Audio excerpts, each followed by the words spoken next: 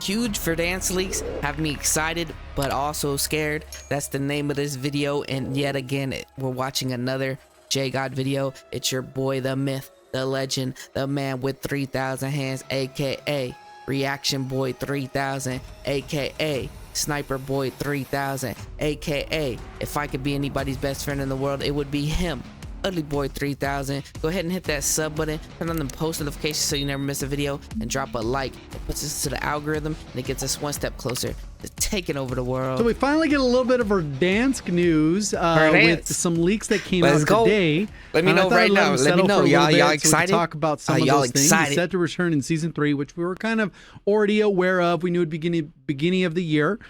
We don't have 100% confirmation if it's day 1 of season 3, which is like on the 20th or 21st. Right. If it's day 1 or if it's week 3, just release the game. But I know it's not going to happen. But what I hope happens, and I know it's not going to because we're dealing with Call of Duty here. What I hope happens, let me say it for the 3rd time so my wish comes true. But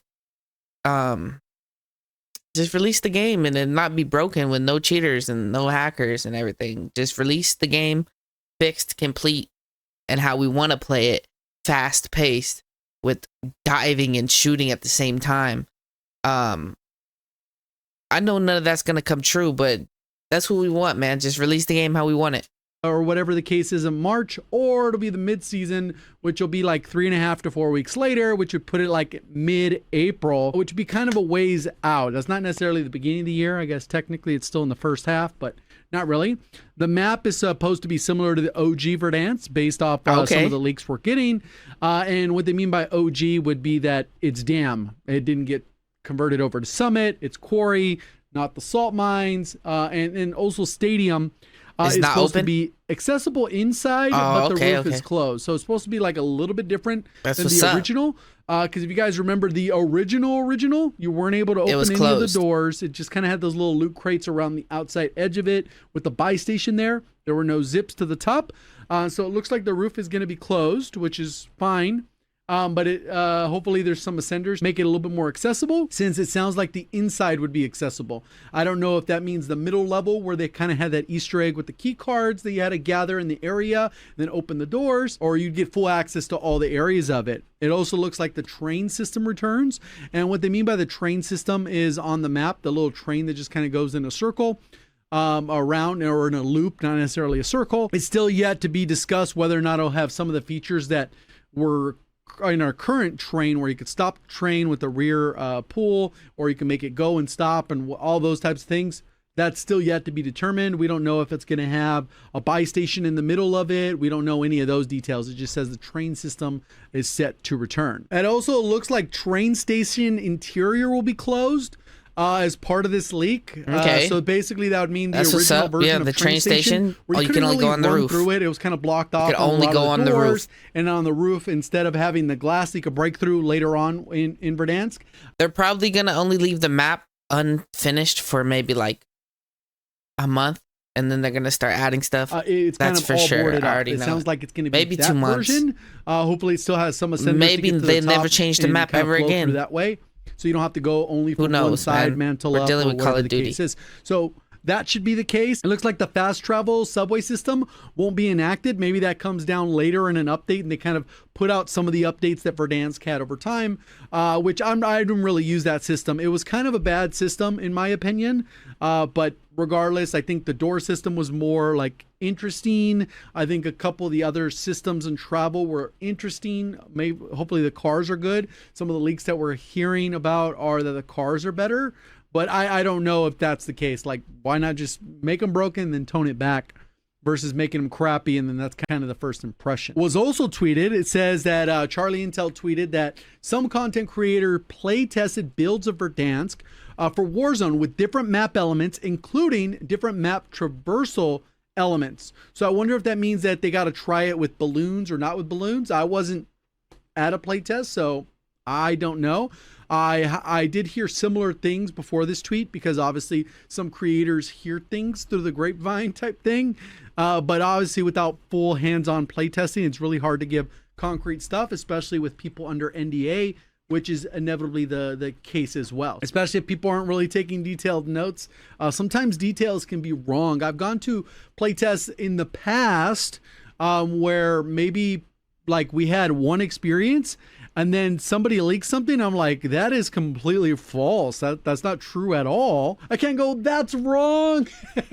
But it is what it is. It's kind of inevitably, we'll see what it eventually ends up being when the map actually comes out. So it kind of confirms some of the stuff that goes to Hope. The homie works for Activision and he works for Call of Duty, and he's really a spy, and he works for the CIA. JGOD, we know the truth, and he knows how the game is built. I mean, he knows everything. Ended up tweeting. Let's be honest. And I wonder, like, this late in the game, if they were only able to play it a few weeks ago, how like close to the deadline are they cutting it? Because there's only so much you can do in a build, especially when it has a launch date, and like what stuff are they still trying to figure out? Like, just look at the OG and copy like 95% of it, right? Obviously, there were some issues. People will look at with rose tinted glasses. There were issues with the original Verdansk. Clearly, some issues that kind of got ironed out as the mode went on, and people kind of just dealt with certain issues. And it would be great if a lot of those issues were resolved when the map comes out, and we basically had mostly OG with some fixes of some of the rough areas of the map that just caused issues. Maybe going up 17 flights of stairs to get to the top probably should be a little bit reworked. I don't know, just my personal opinion. Maybe stadiums, the zones shouldn't end on stadium without a way to access it on the top. Maybe there's a few other things like that where those should be ironed out, right? To just give you a really good experience. And there's a lot of people for this next portion where he tweeted it out. He says that nostalgia with Verdansk won't save all the problems with Warzone. Super true. I think part of the content route has to be for people that are big map enjoyers, which I really haven't been a big map enjoyer since Verdansk. Me either. So if they add Resurgence onto the big map, that will be crazy. Like, that might be crazy. A lot of people won't like it, but I'll definitely rock with it. In big map was during Caldera, during Iron Trials, and that was mainly for a specific Iron reward. Trials was Caldera fun. Was like a whatever map. I still prefer Verdansk. The same way that nostalgia was kind of a huge part of Rebirth Island. We've had Rebirth Island since Blackout. It's not like it's getting played out anytime soon. If you're part of the COD community, you already know that people will play Shipment on repeat, even without camo. Like, there's people that just ride or die by that fast-paced, frantic action that they don't actually care about the gameplay loop as much. And there's a lot of people that stop playing Warzone, not only because Warzone 2 wasn't a huge miss in terms of gameplay, but they lost their skins. The Verdansk was gone. There's a lot of things, and people haven't been playing for 2 years. So it'll be interesting to see how it pans out. Obviously, as a player counts are good. Then you're getting to queue times faster. SBMM might be a little bit stronger, but that's another aside. And then he continues to say, Activision is hoping Verdansk can save Warzone's player decline. Nothing we've heard so far, though, suggests they'll be able to be anything significant, hoping we're wrong. And that's more of like Charlie Intel being a little bit more pessimistic, which I think a lot of people have definitely the right to be pessimistic about the way things have gone, because there's been a lot of issues. Obviously, on the Warzone front is completely separate than the zombies front, than the multiplayer front, than the campaign front, whether you're focusing on different elements of the game. I feel like there's certain elements about Warzone right now. And I still haven't played the Black Ops 6 campaign. I promise I'm gonna play it through, and I'll have the gameplay on my channel. My bad, man. I've been slacking, y'all. I've been slacking on the channel, and I admit it, and I'm sorry. And if you made it this far into the video, you already know what to do, man. Thanks for the love. You could be anywhere in the world, but you're right here with your boy, the myth, the legend, the man with 3,000 hands. Now that are in a decent spot, and then there's a few areas that just rub people the wrong way. The cheater situation, which they're banking on that they're going to fix with some Ricochet update in that's the main one update for season 3. Nobody should really have a lot of faith in them. Like, I don't even think they have a lot of faith in their own ability to accomplish that. But they don't. We'll go ahead and have to wait and see on that, because they've put a pin in it until season 3. The other part is new players coming back to the game. Leveling is incredibly slow. Not the player leveling. That's fine. That's usually a typical progression. You'll reach 55 in probably about 8 hours of playtime or something like that. It goes pretty quick. Even on the lower skilled players, maybe 12 hours or something like that, they'll probably pump out double XP. But the weapon leveling is super atrocious. So a couple ways to solve that. You either max everyone's levels out, which some people are against, some people are for, whatever. Or you make default loadouts, like on the default loadout section, which you normally don't use, make them actually good loadouts. And then when people come back, the friend can say, no, you could just use default loadout. They're hard meta. You don't even have to worry about like not having your guns leveled. And people will be like, all right, cool, dope. I'll just use that, level it up, and then you'll be able to build your own class at whatever point. But that's is what it is. I think that's another huge miss. I know like a lot of people will be vocal about the movement, like they don't like Omni movement. Biggest issue I've heard is a little bit of the floatiness. Hopefully they make it a little bit more snappy, which I think they're perfectly able to do. And then the other concern with the movement is people like, oh, I don't like accidentally They need to bring Bertha's back when I'm trying to prone. In the settings, you can make it to put it to slide only, and then that makes it so that you won't dive. And that just basically removes that so that when you go to dive, it would just go prone and you would never dive. So that's a quick setting issue. Maybe like when they like bring on new players that'll be coming back to the game after multiple years, they can say that slide only would be like Verdansk 1 or whatever the case is, so that people understand that if you don't want to dive, it's either a skill issue or a setting issue. And you could either stop moving the stick and then go prone and you will not dive accidentally, or you change the setting and then that. So I think those are some of the issues that they'll have to address with onboarding new players coming back to the game that haven't played since the new players that haven't played all of MW3. If you don't want to play, then just don't even jump back on, bro, because you're going to run into cheaters updates, for sure. Camos and those types of things. And then you have Warzone 2, which was a huge miss. Generally, the only people that really liked that year were the people that kind of got sucked into DMZ, which the game was kind of built around DMZ. And for the most part, DMZ started out okay, but it kind of just went downhill. It wasn't supported properly, and it ended up being a huge miss as the reason it didn't continue. Let me say one thing before he goes on, because I'm actually making this video longer than what it needs to be. But if you played DMZ, bro, what are you doing, dog? What are you doing? You really played DMZ? And then to get supported. What were you doing, bro? Supposedly rumors that it'll come back at a later time. And he also goes on to say, we've heard some creators play tested Verdansk a few weeks back and gave feedback on the map. It's not clear what was played and what the feedback was taken into account, especially with such a short time frame. It was only a couple weeks ago. Later rumors still remain that the map is expected to launch with Season 3. So not the mid-season. So they still have time to push it. If it's not ready, please do not push it out on the start of Season 3. If it is not ready, I will always recommend to delay it if it is not bulletproof, right? It needs to be bulletproof if you're having people come back to the game. Yeah, bro. Just release the game fixed, issues, man. Right? Non-negotiable if people load up, shadow bans, bugs, there's a few of those things. Also, as part of some of the leaks, I'm not sure how they're going to work this in.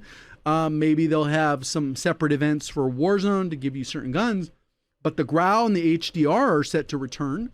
Which would make me believe that, hey, if we can make the HDR actually function like the previous HDR, maybe the current Car 98 in the game could be made to be resembling the current, like the previous God tier Car 98 from Warzone 1. Okay. Maybe they modify health values. Yeah, do all that, but they're not going to do that. Range, increase they're not going to do velocity, remove the visual shake, give us the Growl, which would give us a low recoil Growl meta. We'd have to figure out what we're going to use for close range, but overall, that could be pretty interesting. Maybe do a rose skin, which that one's more of a touchy subject because people earned the rose skin through Battle Pass, I believe. I think she was a Battle Pass character. And then they had some bundles for her after the fact, which people no longer have access to unless you want to go play multiplayer. So unfortunately, it'd be kind of weird for them to charge for her again. But I wouldn't put it past Activision. They're currently charging for event passes now. So I don't know if you guys saw this with the Squid Games event, and then we're going to have the Ninja Turtle event this week, that you have the free version, which is essentially like the watered down trash version. And then the one with the actual item that you're kind of interested in, which would be Splinter this week. you got to pay the $10 premium Damn. to get that pass. And there's a lot of free to play games that do this, and it works because people spend out and fork out the money, or else they wouldn't do it.